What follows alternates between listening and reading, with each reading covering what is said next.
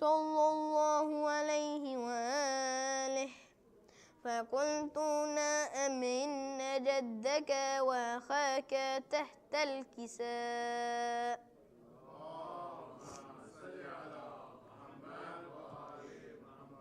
فدان الحسين نحو الكساء وقال السلام عليك يا جده.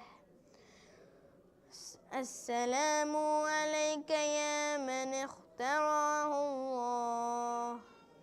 أتأذن لي أن أكون معكما تحت الكساء؟ فقال وعليك السلام يا ولدي ويا شفيع أمتي. قد أذنت لك فدخل معهما تحت الكساء.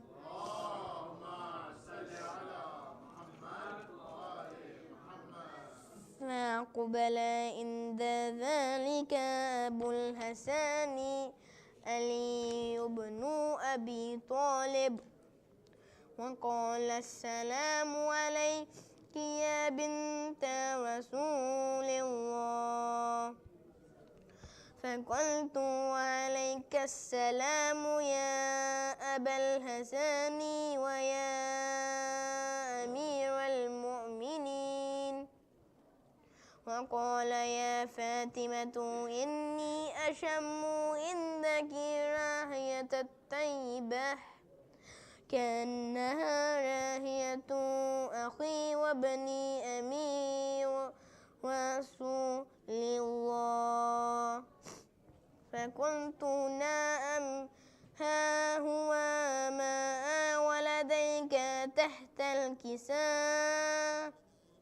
فأقبل علي نحو الكساء وقال السلام عليك يا رسول الله. أتأذن لي أن أكون معكم تحت الكساء؟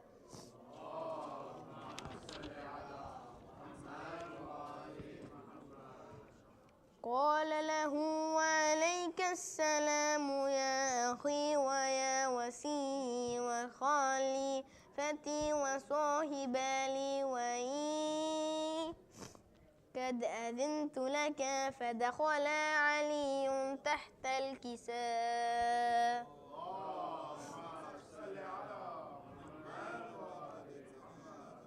ثم أتيت نحو الكساء وقلت السلام عليك يا أباته. يا رسول الله أتأذن لي أن أكون معكم تحت الكساء؟ قال وعليك السلام يا بنتي ويا بذأته. قد أذنت لك فدخلت تحت الكساء.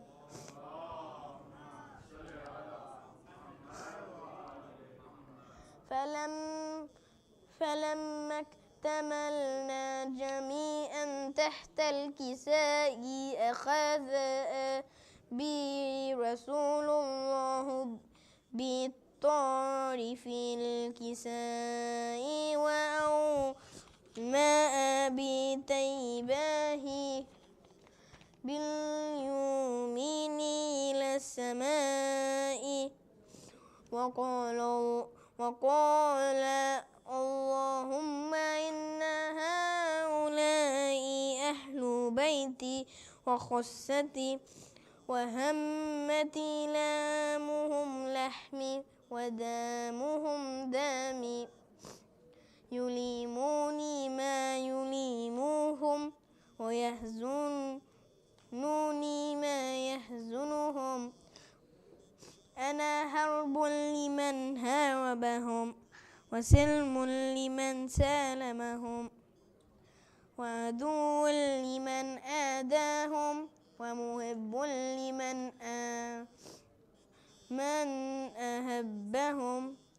إنهم مني وأنا منهم فاجعل صلواتك وبركاتك ورحمتك وغفرانك ورضوانك علي وعليهم وأذهب عنهم هم الرجس وطهرهم تطهيرا.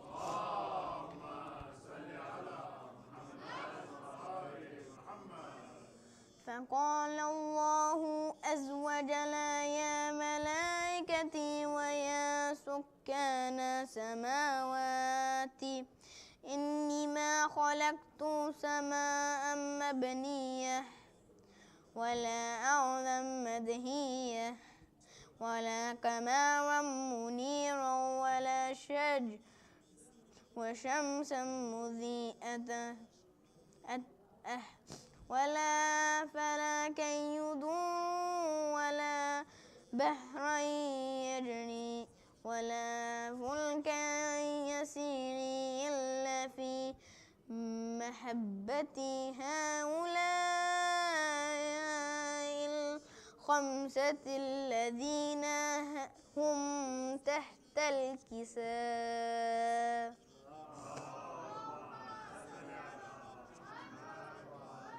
فقال الأمين جبرائيل يا ربي ومن تحت الكساء؟ فقال عز وجل هم أهل بيت نبوة ومدين رسالتي هم فاطمة وأبوها وبحلها وبنوها.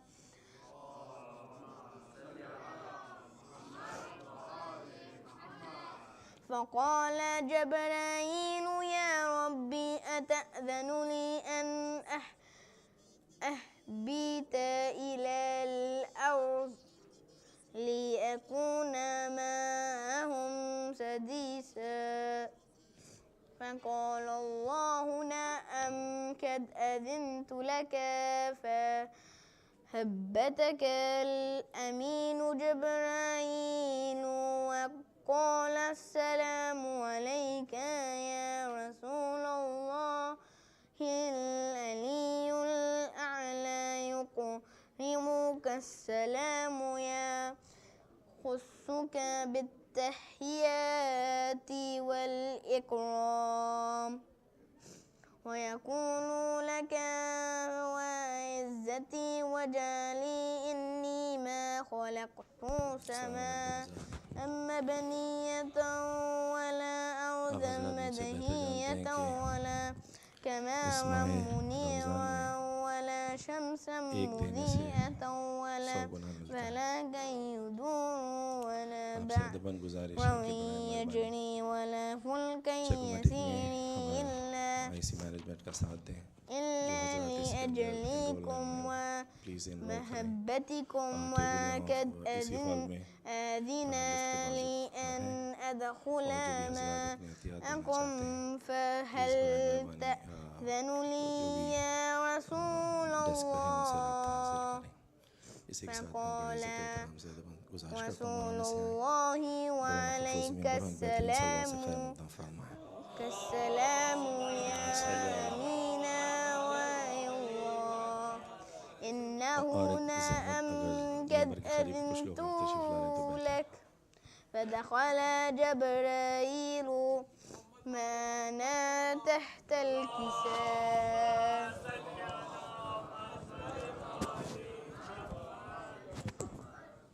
فقال لي أبي إن الله قد أوحى إليكم يقول إنما يريد الله ليذهب عنكم الرجس أهل البيت ويطهركم تطهيرا.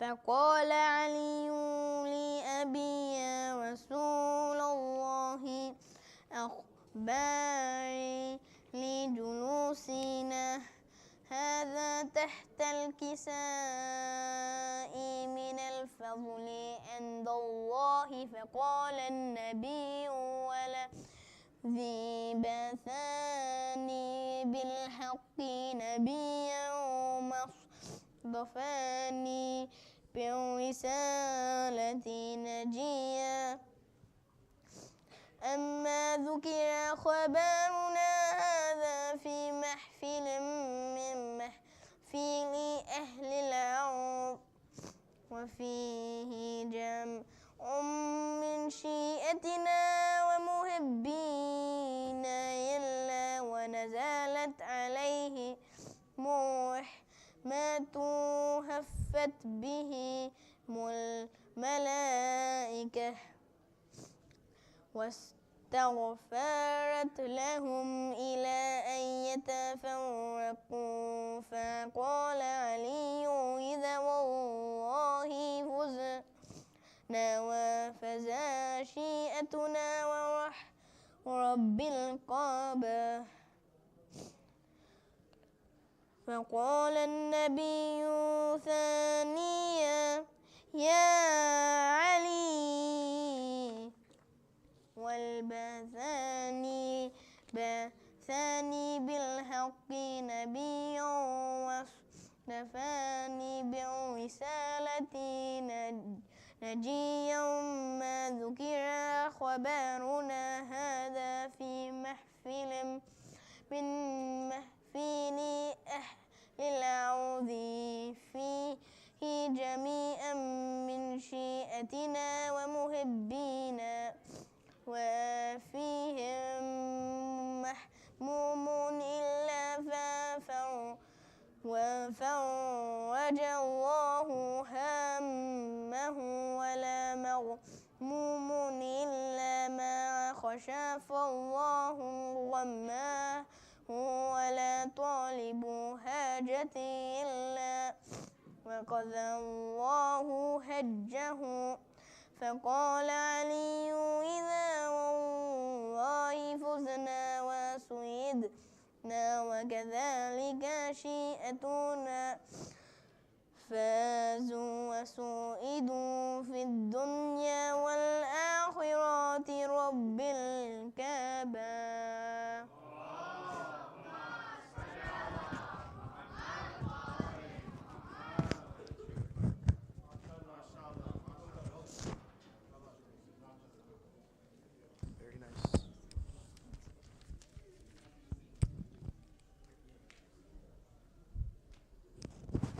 पर मोहम्मद वाले मोहम्मद बुलंद तर सलावत।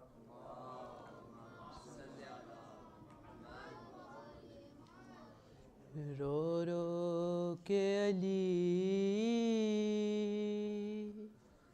क्यों लेते हैं ज़ैनब का नाम मुसल्ले पर। रो रो के अली क्यों लेते हैं ज़ैनब का नाम मुसल्ले पर। क्या याद अली को आया है बाज़ार शाम मुसल्ले पर। रो रो के अली क्यों लेते हैं ज़ैनब का नाम मुसल्ले पर। हूँ जारी था ज़ख्मी सर से रोते थे नमाज़ी सफ़ में खड़े। हूँ जारी था ज़ख्मी सर से रोते थे नमाज़ी सफ़ में खड़े। किस तरह हसन ने रो रो के की फज्र तमाम मुसल्ले पर। रो रो के अली क्यों लेते हैं زینب کا نام مصلی پر، زخمی پہلو جب یاد آیا، زخمی پیشانی بھول گیا، زخمی پہلو جب یاد آیا، زخمی پیشانی بھول گیا، زہرا کی مصیبت پر رویا، مظلوم امام مصلی پر رو رو کے علی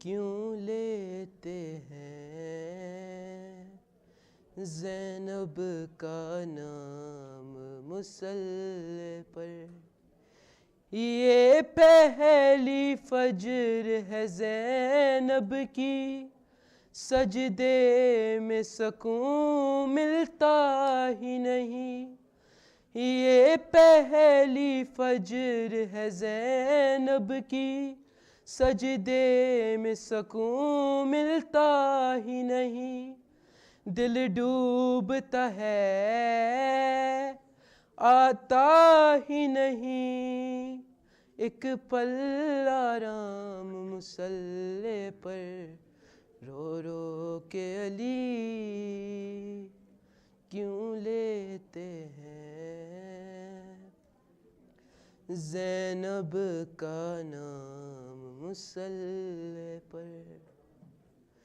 دیوار کعبہ بیٹھ گئی، الحمد لہو میں ڈوب گئی، دیوار کعبہ بیٹھ گئی، الحمد لہو میں ڈوب گئی، امت سے ملا ہے مولا کو کیسا انعام مصلی پر رو رو کے علی کیوں لیتے ہیں زینب کا نام مصلی پر،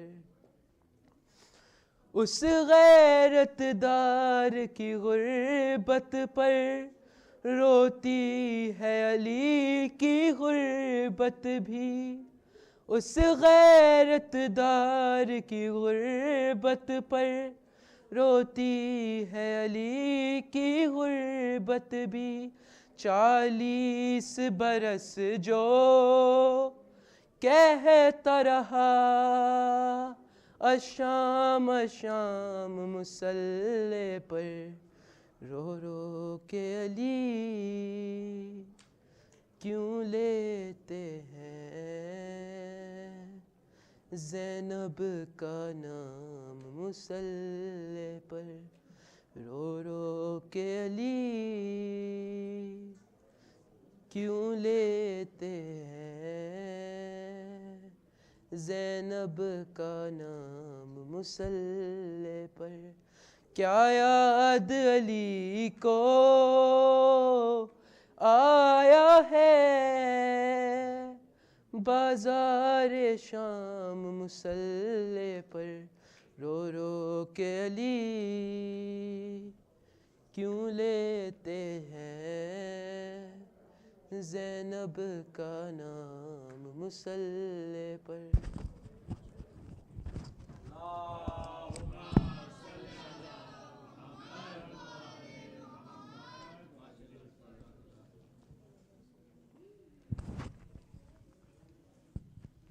صلوات پر محمد و آل محمد۔ اللہم صلی علی محمد و آل محمد۔ اے روزے دارو آؤ بکا کے یہ روز ہیں،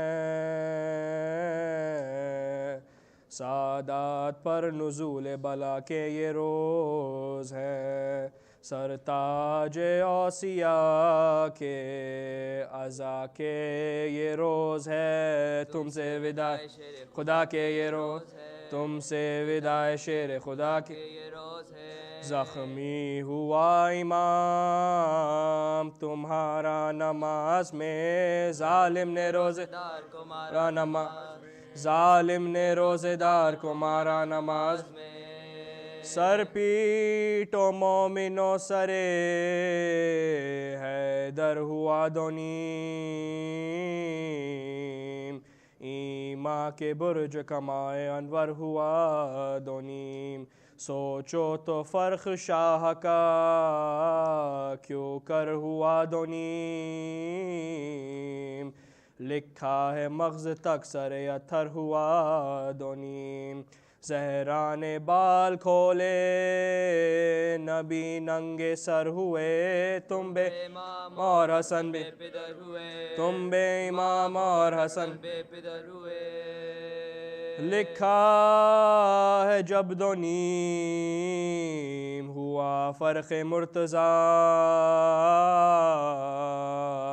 صدرے سے جبرائیل کے رونے کا غل اٹھا پھینکے سروں سے زینب و کلثوم نے ردا چلا کے بھائیوں کو پکاری غضب ہوا سنتے ہو جبرائیل نے اس وقت کیا کہا وہ بولے پیٹ کر قتل المرتضیٰ کہا وہ بولے پیٹ کر قتل المرتضیٰ کہا دوڑے یہ کہہ کے جانب مسجد وہ نیک ذات ڈوبی ہوئی لہو میں ملی کشتی نجات ماتھے پخون باپ کا مل کر کہی یہ بات ہے اٹھایا کعبہ پہ کس نے ہاتھ ہے اٹھایا قبلہ کا باپ کس نے ہاتھ رلوایا نانا جاں کو دار السلام میں بن باپ کا کیا ہمیں مائے بن باپ کا کیا ہمیں مائے سیام میں ناگا نمازیوں کا گروہ آیا ننگے سر حیدر نے مجتبیٰ سے کہا آنکھیں کھول کر پڑھواؤ تم نماز جماعت کی اے پسر ہم بیٹھے بیٹھے پڑھتے اپنے مقام پر ہم بیٹھے بیٹھے پڑھتے ہیں اپنے مقام پر لیکن جبی کے زخم پر رومال باندھو میرا سر شگافتہ لال باندھو میرا سر شگافتہ لال باندھو پڑھوا کے پھر نماز جماعت کی مجتبیٰ بابا کے سر پر پڑھنے لگے آئے شفا ناگا آ کے یہ کسی عورت نے دین دا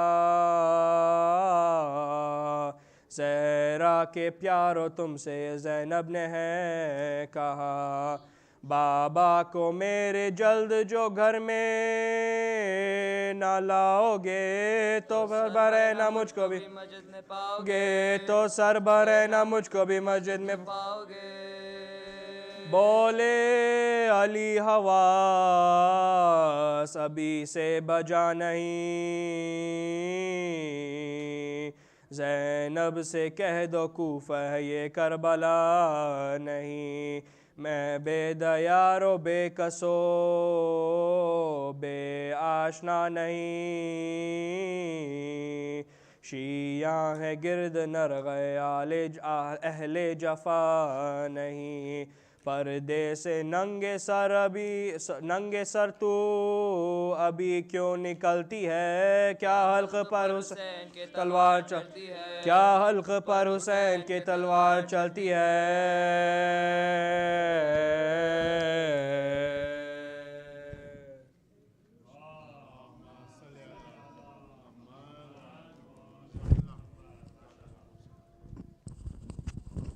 پر محمد وآل محمد صلوات. Muhammad wa ali Muhammad. I'd like to ask everybody to please move up as far as they can. There's a lot of space up here, right? I know some people are trying to sit in the back, but especially you young guys, you guys can all sit in the front and give support to our speaker for tonight. Our speaker for tonight is one of our youth members, Zamin Noorani. He's a product of our community, and we're very honored to have him speaking tonight for the Majlis. This is actually his first time speaking in this capacity here. So everybody, please, we appreciate your support for him. And without further ado, I'd like to, everybody please recite a loud salawat for our speaker. Allahumma salli ala Muhammad wa Muhammad. أعوذ بالله من الشيطان الرجيم بسم الله الرحمن الرحيم الحمد لله رب العالمين والصلاة والسلام على أشرف الأنبياء والمرسلين وخير المبشرين ونبينا أبو القاسم محمد اللهم صل على محمد وآل محمد ثم الصلاة والسلام على أهل بيت الطيبين الطاهرين أما بعد فقد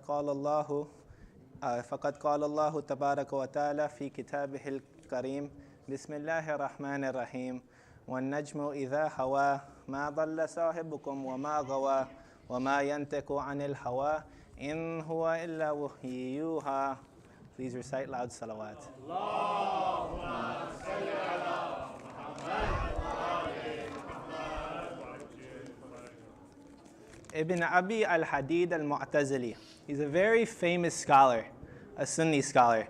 He gives a description about a book that fits only one book in the history of mankind.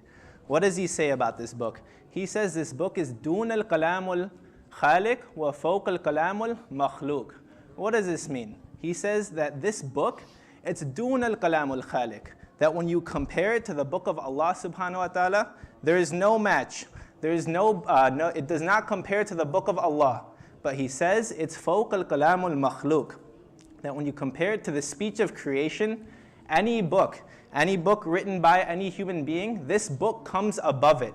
So it's below the book of Allah and above the books of the rest of creation. And this is a Sunni scholar making this testimony. What book is he talking about? He's talking about none other than Nahj al-Balagha by Imam Ali alayhi salam.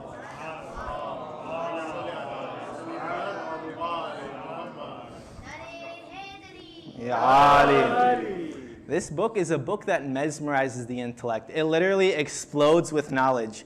It added new dimensions to human intellect, to theology, politics, economics, and we're able to understand all these sciences from the words of Imam Ali himself.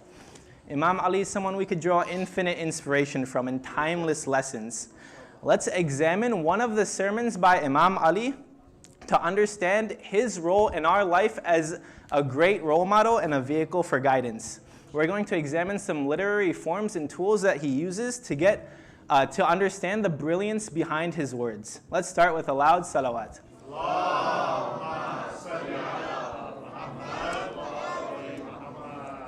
So today we will be looking at Sermon 4 by Imam Ali. Now this sermon, it was given after the Battle of Jamal.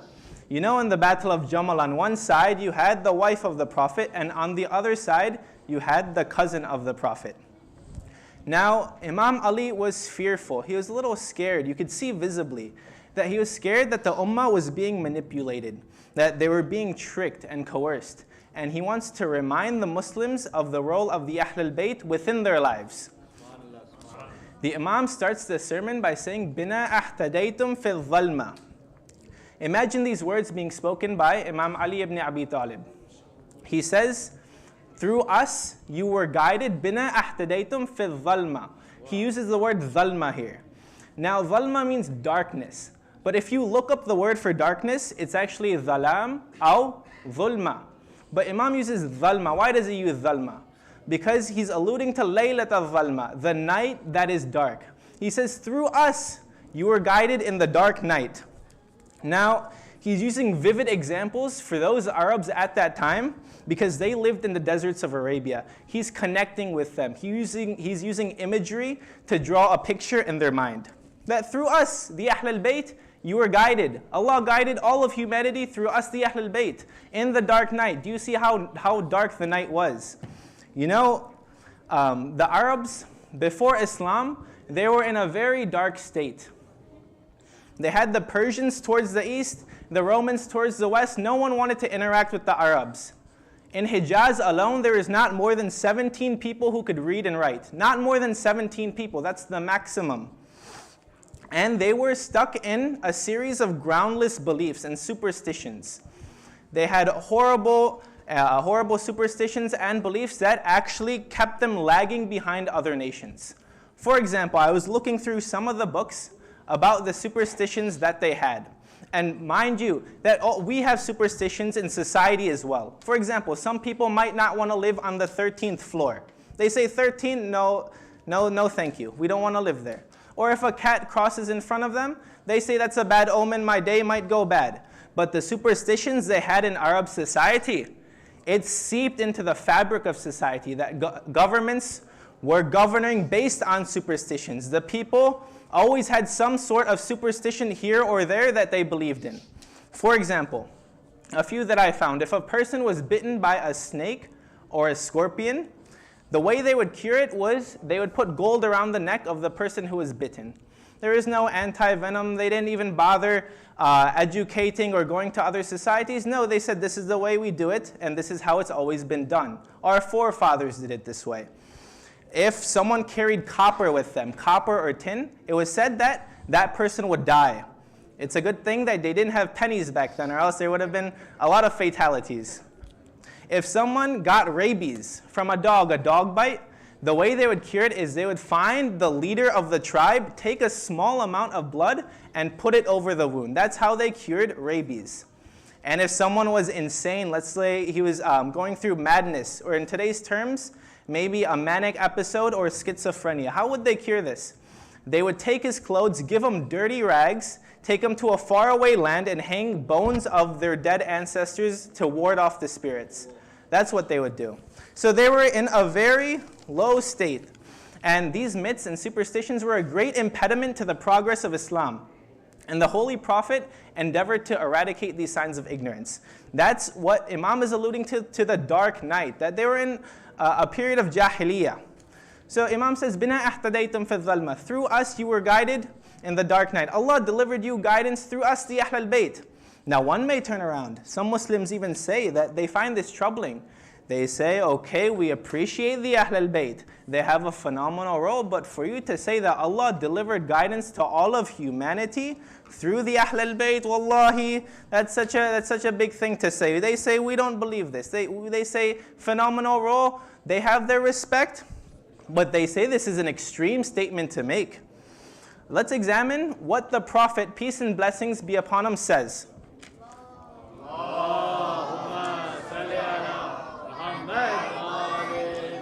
Hadith Thaqalain. He says, I'm leaving behind me two weighty things. The book of Allah subhanahu wa ta'ala and what? My sunnah? My companions? No. He says, my Ahlul Bayt. That's one saying. Another saying, by the Prophet, peace and blessings be upon him, is the Hadith Safina. You know, in the time of Noah, you've heard of the ark, that if you wanted to be saved from the flood, what would you do? You would embark the ark of Noah. That was the only way. There is no other option. You couldn't go to the tallest mountain. You could go into a cave. You wouldn't be saved. You would have to embark the ark. And this is a saying by the Prophet that all Muslims agree upon. The Prophet, peace and blessings be upon him, says, إِنَّمَا مَثَلَ أَحْلَ بَيْتِ كَمَثَلِ سَفِينَةٍ نُوحٍ مَنْ رَكَبَهَا نَجَاهُ وَمَنْ تَخَلَّفَ عَنْهَا غَرَقَ. He says, the likeness of my Ahlul Bayt is like the ark of Noah. He who rides it is saved, and he who drowns it, or he who misses it, drowns. So, the Prophet is actually confirming the words of Imam Ali. This is no exaggeration. Let's look at the next statement. So we looked at the first one. Bina ahtadaytum fi dhalma. What does the Imam say next? He says, وَتَسَنَّمْتُمُ الْعَلِيَةِ. The word tasannama is a very interesting word. Maybe you've heard of sanam al-ibl. What is sanam al-ibl? Sanam al-ibl is the hump of a camel. It's the highest point on a camel that a person could ride. The Imam says, وَتَسَنَّمْتُمُ الْعَلِيَةِ, that through us you achieved high rank. Aliyah, you maybe have a friend named Aliyah or someone you know. Aliyah means high rank or loftiness. Imam says, through us you achieved high rank and loftiness. You know, when Islam was starting out, it was very difficult to be Muslim. But slowly, bit by bit, more and people joined the fold of Islam. And they went through many difficulties, many battles. The Battle of Badr, Uhud, Khaybar, Khandaq, Uhud, and Hunain. So many different battles. And through all these battles, the Muslim became stronger. They grew in number. And finally, people actually started seeing them as one ummah. They started noticing the Muslims. They were sending delegations to Yemen. The Prophet was sending letters to Rome, to the emperors. So people started knowing who the Muslims were. And with all this, they also started becoming more wealthy. You know, from the Battle of Hunain, after the battle, you know, the war spoils, the war booty from that battle was 6,000 prisoners, 24,000 camels, 40,000 sheep, and 852 grams of silver. The Muslims were becoming richer, and more money was coming to the Muslim ummah. Now, I actually had a chance to see how much does a camel cost today. I was curious, because from the Battle of Hunain, they got 24,000 camels. If you buy a camel today, it costs around 10 to 17,000. So I picked a good number, 15,000. This is in America, 15,000 for one camel. And they got 24,000 camels from the Battle of Hunain. If you convert that to today's money, that's $360 million. 40,000 sheep. A sheep, now if you want to buy one, it's around $250. Now you multiply 40,000 sheep by 250, that's around $10 million. So you could imagine the money that was coming in to the Muslims. Of course, all these defensive battles, and a lot of that was also to fund the army itself, but a lot of money was coming to the Muslims at this time. The Imam says, who gave Islam its rise? You couldn't have won these battles without Imam Ali, the Ahl al-Bayt, that through us you achieved such a high rank.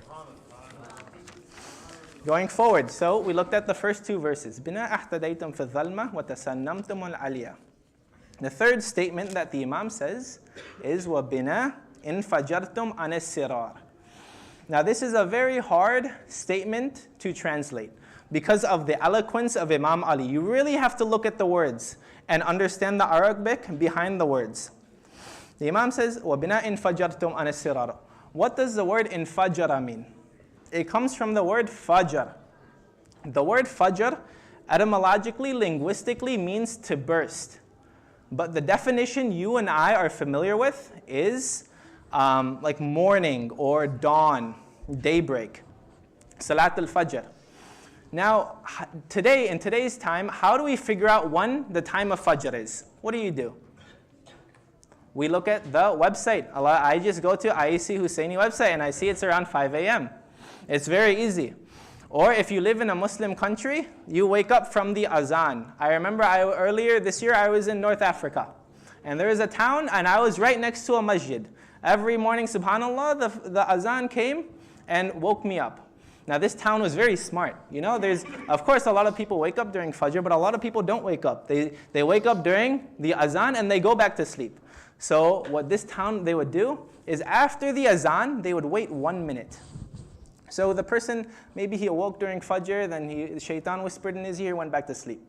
In 1 minute, maybe he's getting drowsy. After 1 minute, the loudspeaker would turn on again. And it would say, As-salat afdal min an-nawm. And they would say that 3 times. Wallahi, it was so great. They would say that salat is better than sleep 3 times. And the person who wasn't going to wake up, they would wake up because they would feel guilty. But this is how we figure out the time of Salat al-Fajr right now. Back then, what would they do? Back then, in the past, if you wanted to know the time of Fajr, what would you do? You would leave your house. Yeah, I know, you would leave your house, and it would be pitch black darkness outside. You can't see anything. And then you would look towards the east, towards the horizon, and you would see a white light. Right? It would be very faint, and it would start spreading horizontally in the horizon. Now that white light, it would break the darkness. It would burst into the darkness. And that's why Fajr is called Fajr. That's the origin of the word. of that white light that burst into that darkness. The Imam says, Bina in fajartum anis sirar. Now, he uses the word sirar. Bear with me here. The sirar is, we just passed the 15th of Ramadan. What's significant about the 15th of Ramadan? You have that full moon in the sky. So you have visibility everywhere. I know an old lady, she asked us to move a cabinet on the 15th of Ramadan. And a brother here was with me too, but we moved that cabinet. It was the 15th of Ramadan. It was nighttime. And that neighborhood, I know that there's not many street lights there. It's kind of dark. It's west of here a little bit in Glendale Heights. It's kind of dark. So she asked us on the 15th of Ramadan. I'm like, she must be very smart because it's dark. We don't need our flashlights, anything, because we have the moon to guide us. Even if there's no street lights, we have the moon coming. That light from the moon can help us. So that's the 15th.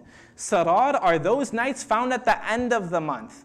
The significance of those nights is there's no light from the moon to guide you. There's no light. It's the darkest of the dark nights in the lunar calendar. So the people who lived in the deserts, they knew this. Imam Ali is connecting with them. He's using vivid imagery. He's saying, Bina in fajartum anis sirar. That Allah subhanahu wa ta'ala, starting with the Ahl al-Bayt, starting with the Prophet, you were delivered the light of guidance. Right? There is nothing. It was pitch black darkness, no moon, nothing. Imam is adding upon that first statement. No moon, nothing. It's so dark outside. But then Allah subhanahu wa ta'ala, He blessed you with the light of guidance, starting with the Prophet and then the Ahl al-Bayt. Because the people we talked about, they're in jahiliyah. They were in utter darkness. No moon, no guide, no morality. And there were a bunch of nomads fighting one another, away from the centers of learning and civilization. They stooped so low that they would even bury their own daughters. Infanticide. They would bury their own daughters. When they're born, they see it's a daughter, they would bury the daughter alive. And this was such a horrible act that even Allah subhanahu wa ta'ala talked about it in the Quran. In Surah Takwir, ayat 8 and 9. What does Allah subhanahu wa ta'ala say? إِذَا مَوْءُودَةُ سُئَلَتْ بِأَيِّ ذَنْبٍ قُتِلَتْ. That the girl, the buried female infant girl will be asked for what sin she was buried. They stooped so low that even Allah subhanahu wa ta'ala had to mention it. For what sin would they be buried? This is an attack on the Quraysh, but it also prints or creates a vivid image of the day of Qiyamah. That usually when someone commits a crime, who do you ask? If you ask the perpetrator who did the crime, the criminal, did you do this crime? Did you punch this person? Did you steal from him? You ask the criminal if the criminal committed the crime. And then he has a defense team to provide his defense. But Allah subhanahu wa ta'ala doesn't even care to ask the criminal. He straight asks the victim that for what sin were you created? Allah is so angry with the person who buried their daughters alive. And it prints a vivid picture of the day of Qiyamah because those who are voiceless in this world, who were oppressed, who could not speak for themselves, they are given a voice on the day of judgment. There's a story also narrated by Qais bin Asim. Qais bin Asim was a man who lived at the time of Jahiliyah. And he had the honor of meeting the Prophet, peace and blessings be upon him.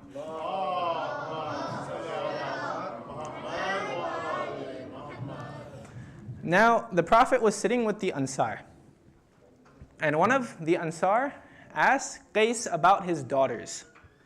Now, Qais says he buried all of his daughters alive, and he felt no guilt whatsoever except one time. He said, once I felt a tinge of guilt, a scruple of conscience. Right? I didn't feel good after doing it. And he describes what happened. He says, my wife was pregnant, and I was on a journey. And he says, my wife was about to give birth, I was on a journey, but my journey became prolonged. He says, my journey became prolonged. When I came back home, I asked my wife about our child. I said, what happened? Where is our baby? She says that she was ill at the time and she had a stillbirth, that their child died while she was giving birth. Now Qais says, okay, he accepted this fact. A few years passed, and a girl comes to the house of Qais. And she inquires about Qais's wife. She talks with Qais's wife, they speak for a bit, the girl leaves. Now Qais is curious, who was this girl who just entered our house and why did she ask for my wife?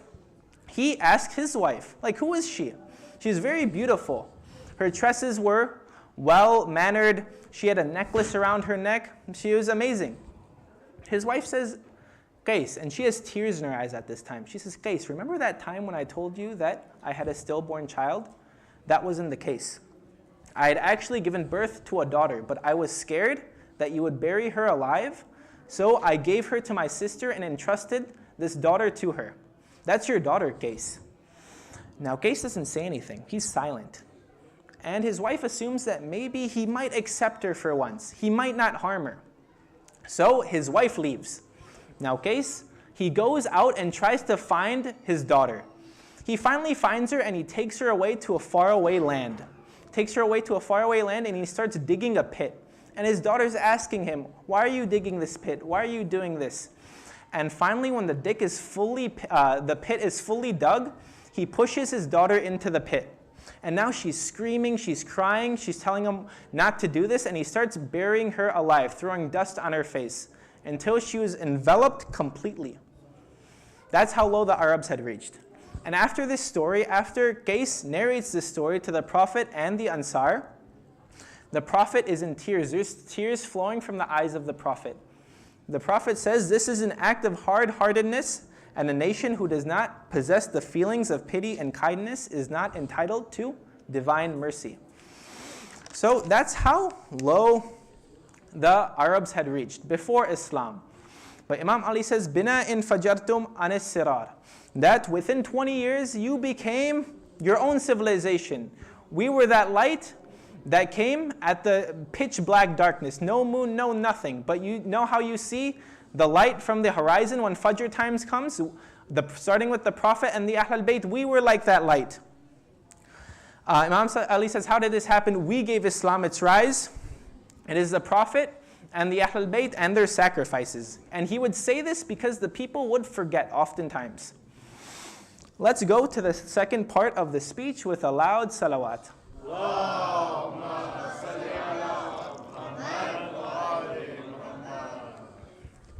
The Imam says, his second part of the speech, he says, وُكَرَ سَمْءٌ لَمْ يَفْقَهِ الْوَائِيَ.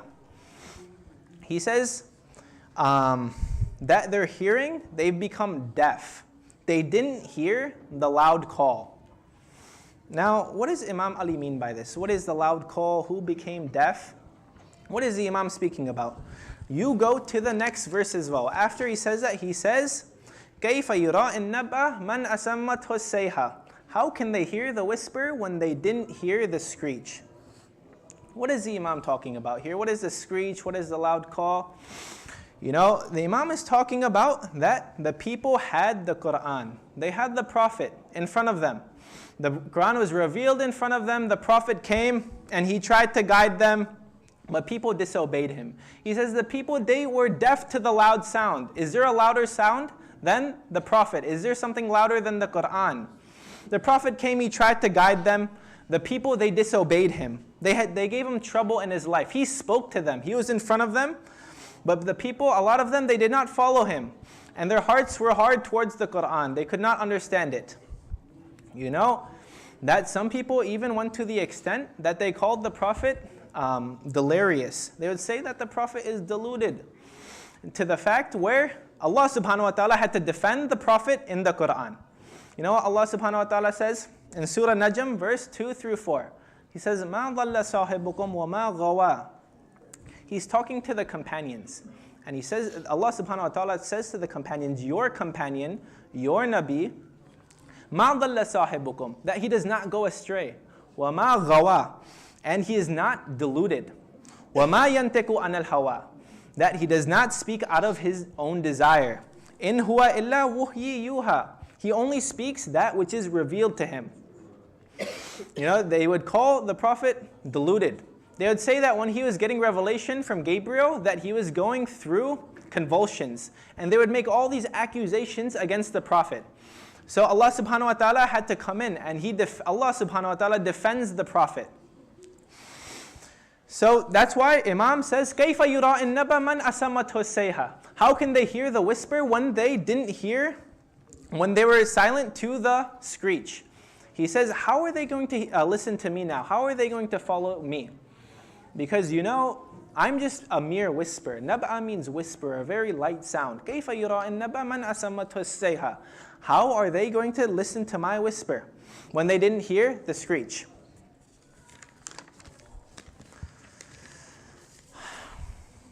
The Imam continues. And this is the last verse we will look at before Masaib.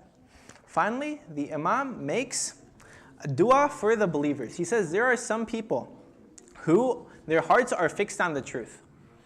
The Imam says, "Rubata jananun lam yufariquhu al-khafakan." That there are some hearts that they're fixed on the truth, that they have the fear of Allah subhanahu wa ta'ala within them. You know the word janan. Janan, it comes from the root verb jannah. Does anyone know what jannah means? The root verb. It means to cover or conceal something. So why is paradise called Jannah in Arabic? Because Jannah, it's covered and concealed by trees. If you look at the description, there's so many trees, rivers flowing underneath.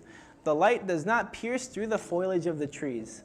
And the inhabitants are always in shade. You look at other words too, janeen. You know what janeen means? Janeen means fetus, but it still comes from the same root verb, Jannah. Janeen means fetus. Why is fetus called janeen in Arabic? Because it's concealed within the womb of the mother. You have insi wal jinn. Jinn are called jinn because they're concealed. You're not supposed to see them. But I know many of you have actually seen jinn. I wonder how. So the word Imam uses is janan. He says, Rubata jananun. Janan means heart. And why is heart called janan in Arabic? Because it conceals. You could conceal feelings or emotions within your heart. That's the word choice that Imam uses. He says, Rubata jananun lam yufariquhu al-khafakan. The Imam says that those hearts that truly fear Allah, that within their heart, concealed in their heart, is the fear of Allah, that may Allah guide them towards the truth. That may Allah make their hearts firm towards the truth. And we see an example from the fourth Imam, Imam Zayn al-Abidin alayhi salam.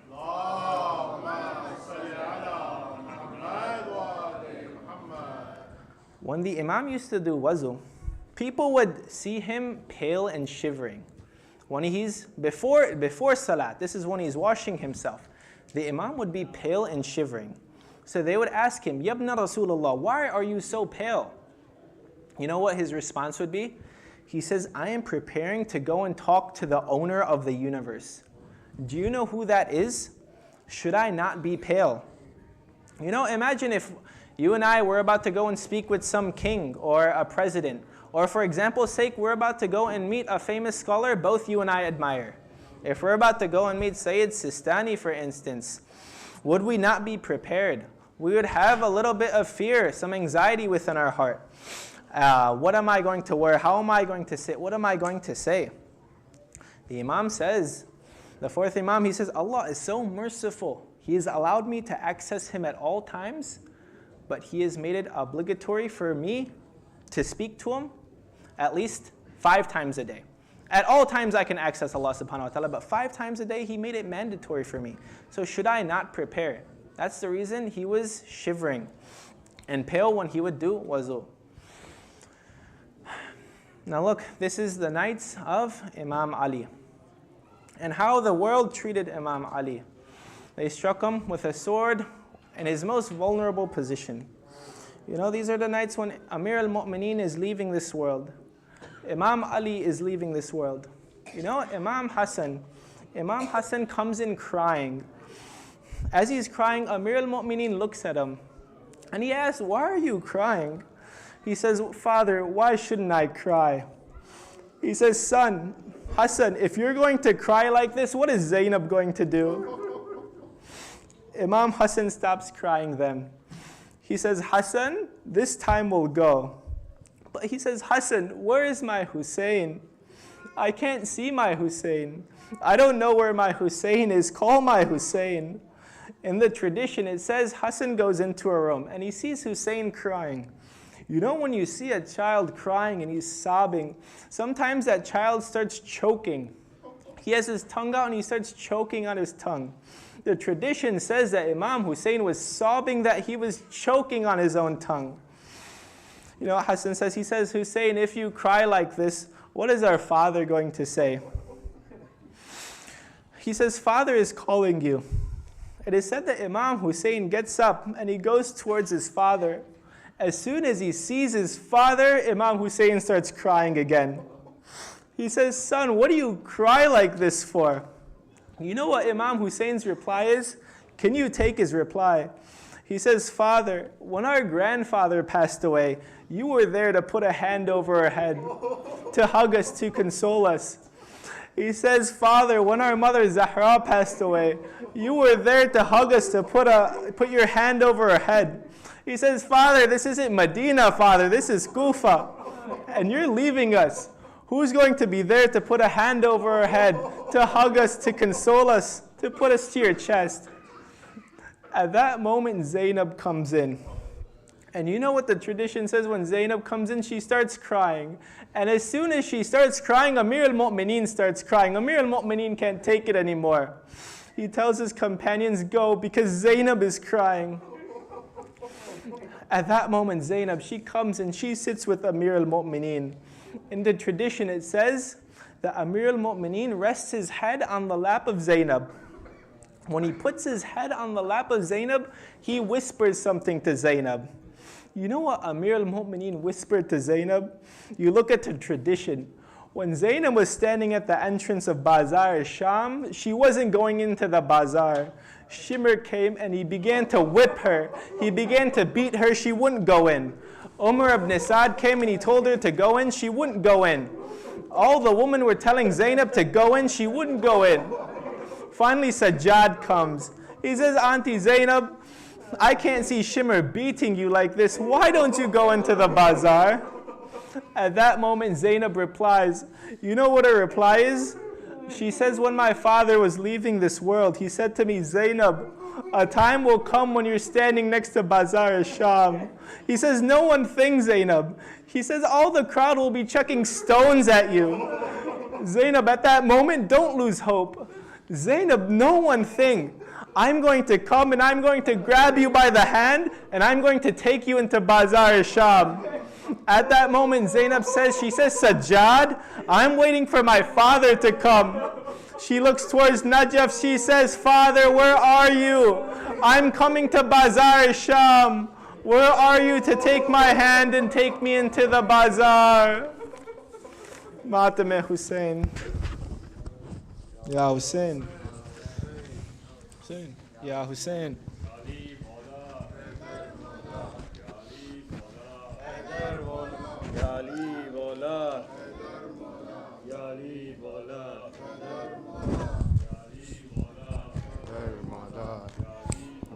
Yeah, just hold it.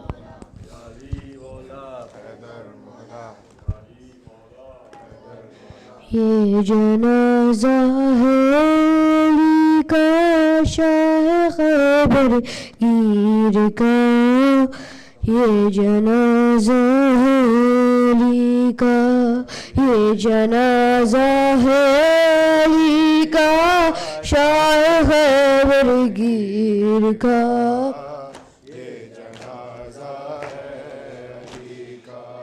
आज बाबा मर गया है शब्बरो शबीर का ये जनाजा है अली का ये जनाजा है अली का शाह बरगीर का ये जनाजा है अली का फातिमा ज़हरा की मरकत से सताने लगी फातिमा ज़हरा की मरकत से सताने लगी है सदाने लगी ये मसाइब रह गया था क्या मेरी तकदीर का ये जनाजा है अली का जनाजा है अली का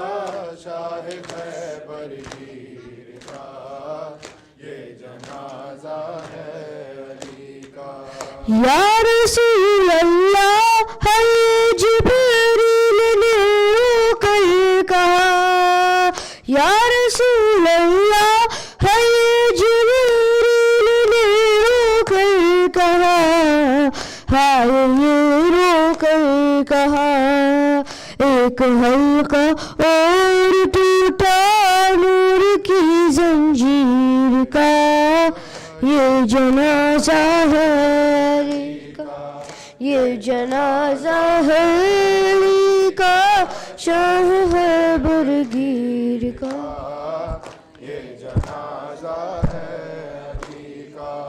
غم علی کی بیٹیوں کے پھر سے تازہ ہو گئے، غم علی کی بیٹیوں کے پھر سے تازہ ہو گئے، پھر سے تازہ ہو گئے، غم ابھی بھولی کہاں تھی مادر دلگیر کا، یہ جنازہ ہے علی کا، یہ جنازہ ہے علی کا، شاہ خیبر گیر کا، یہ جنازہ ہے علی کا۔ چھوٹے سے عباس بھی روتے سر کو پیٹ کر، چھوٹے سے عباس بھی روتے سر کو پیٹ کر، ہائے سر کو پیٹ کر،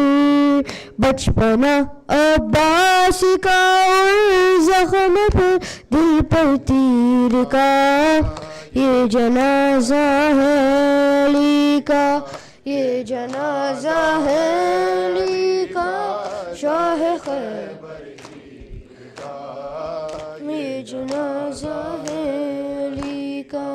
آج بابا مر گیا ہے شبر و شبیر کا، یہ جنازہ ہے علی کا، یہ جنازہ ہے علی کا، شاہ خیبر گیر کا، یہ جنازہ ہے علی کا۔ حیدر مولا، حیدر مولا، اٹھو بابا میں زینب ہوں، یہ بی بی کی صدا ہوگی، اٹھو بابا میں زینب ہوں، یہ بی بی کی صدا ہوگی، اٹھو بابا میں زینب ہوں، یہ بی بی کی صدا ہوگی، اٹھو بابا میں زینب ہوں، یہ بی بی کی صدا ہوگی، میرے مولا علی کو جس، میرے مولا علی کو جس گھڑی آئی قضا ہوگی، اٹھو بابا میں زینب ہوں، یہ بی بی کی صدا ہوگی، اٹھو بابا میں زینب ہوں، یہ بی بی کی صدا ہوگی۔ نہیں کیوں بولتے بابا، بلاتی ہے تمہیں زینب کے سارے درد غربت کے سناتی ہے تمہیں زینب، تمہارے بعد سر پہ اب، تمہارے بعد سر پہ اب یتیم کی ردا ہوگی، اٹھو بابا میں زینب ہوں، یہ بی بی کی صدا ہوگی، اٹھو بابا میں زینب ہوں، یہ بی بی کی صدا ہوگی۔ بروز عید کل مانگو، بہت خوشیاں منائیں گے، تمہارے غم میں ہم بابا مگر آنسو بہائیں گے، بتاؤ عید کیا بابا بتاؤ عید کیا بابا یتیموں کی بھلا ہوگی اٹھو بابا میں زینب یہ بی بی کی صدا ہوگی اٹھو بابا میں یہ بی بی کی علی کی لاش پہ کلثوم یہ رو رو کے فرمائے کیا اس بیٹی کا جینا ہے وہ جس کا باپ مر جائے یہ سن کر بہن دختر کا یہ سن کر بہن دختر کا تڑپتی سیدہ ہوگی اٹھو بابا میں زینب ہوں یہ بی بی کی اٹھو بابا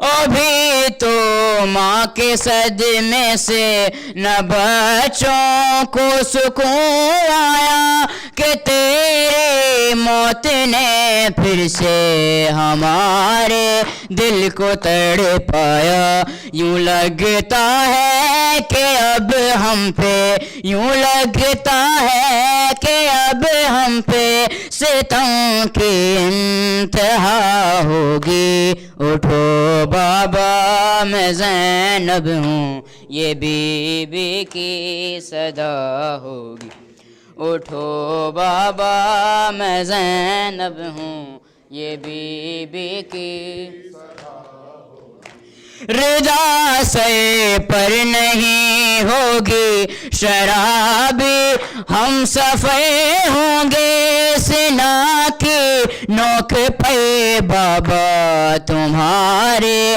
سب پہ سر ہوں گے جہاں بھی جائے گی زینب جہاں بھی جائے گی زینب وہاں پہ کربلا ہوگی اٹھو بابا میں زینب ہوں یہ بی بی کی صدا ہوگی اٹھو بابا میں زینب یہ بی بی کی صدا بروز عید کل مانگو بہت خوشیاں منائیں گے تمہارے غم میں ہم بابا مگر آنسو بہائیں گے بتاؤ عید کیا بابا بتاؤ عید کیا بابا یتیموں کی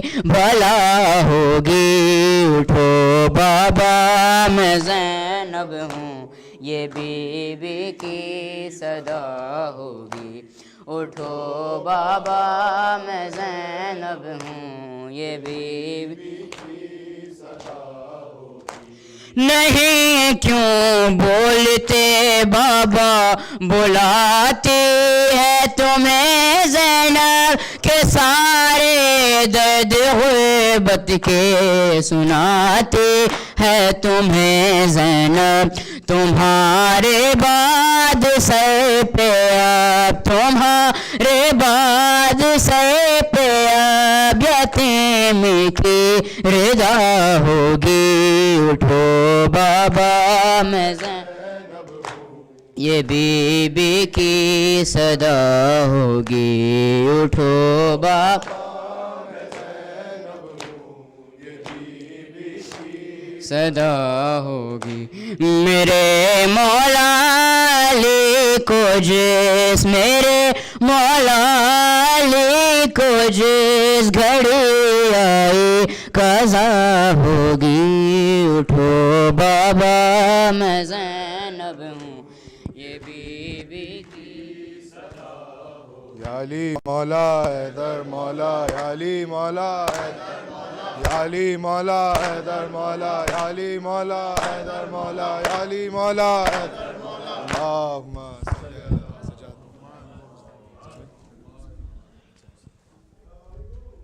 1 السلام عليك يا أبا عبد الله. السلام عليك يا ابن رسول الله. السلام عليك وعلى جدك وأبيك وأمك وأخيك وعلى المعصومين من ولدك وبنيك ورحمة الله وبركاته. السلام عليك يا غريب الغرباء. السلام عليك يا معين الضعفاء والفقراء. السلطان يا أبا الحسن يا علي بن موسى الرضا، عليك التحية والثناء ورحمة الله وبركاته. السلام عليك يا صاحب الزمان. السلام عليك يا شريك القرآن ويا خليفة الرحمن ويا إمام الإنس والجان. أجل الله تعالى فرجك، سهل مكرجك وظهورك، وجعلنا من أنصارك وأعوانك وشيعتك ومحبيك ورحمة الله وبركاته.